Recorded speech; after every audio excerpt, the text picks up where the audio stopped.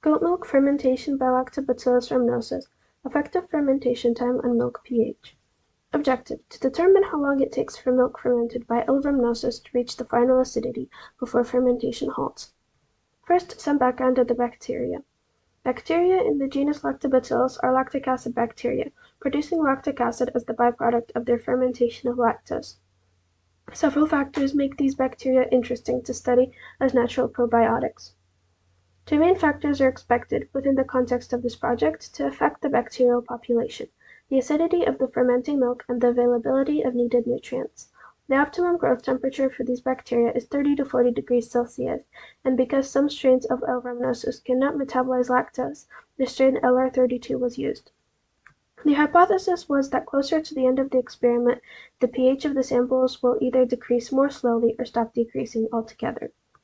Various materials were used during this experiment, most notably a yogurt maker to incubate the milk and a pH meter to take the measurements. The bacteria used were originally in the form of probiotic powder. First of all, the equipment was sterilized and the milk pasteurized. The milk was indirectly heated until it reached a temperature of 165 degrees Fahrenheit, or approximately 74 degrees Celsius. Then a timer was set for 50 seconds.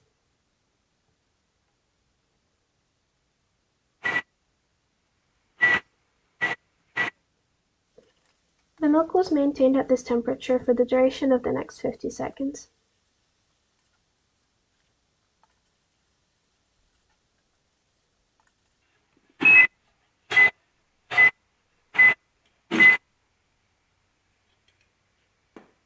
Afterwards, a pot of ice water was used to cool the milk as quickly as possible.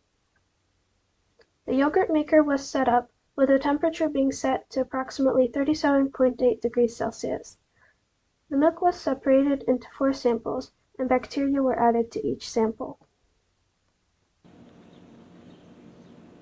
This is 1 teaspoon of the bacteria.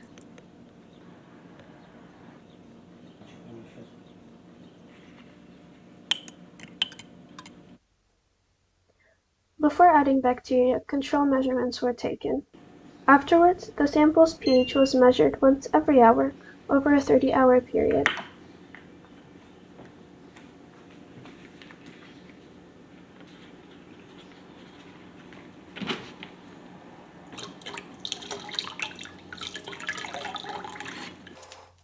Measurements were taken within the first 10 minutes of each hour, except for a slight delay with samples 2 through 4 at hour 19. Nonetheless, measurements were taken within the first 20 minutes of that hour. The measurements were recorded into a table and later transferred into graph format. All in all, the original hypothesis was supported. Although fermentation had picked up speed by hour 10, this was followed by a decrease in the rate of fermentation, ending with a complete halt by hour 30. Possibly because the acidity had increased to the point that the bacteria were not able to reproduce, and or because the nutrients had become depleted. The lack of a sterile work environment and inconsistencies in measurement techniques constitute possible sources of error. However, adherence of the pH values to a clear trend suggests that the results were relatively accurate. Another possible source of errors that should be addressed is the power outage, which occurred at hour 17, though the temperature was soon restored. Precision-wise, the pH values were measured to the nearest hundredth, and most inconsistencies were restricted to the 100th or 10th decimal values.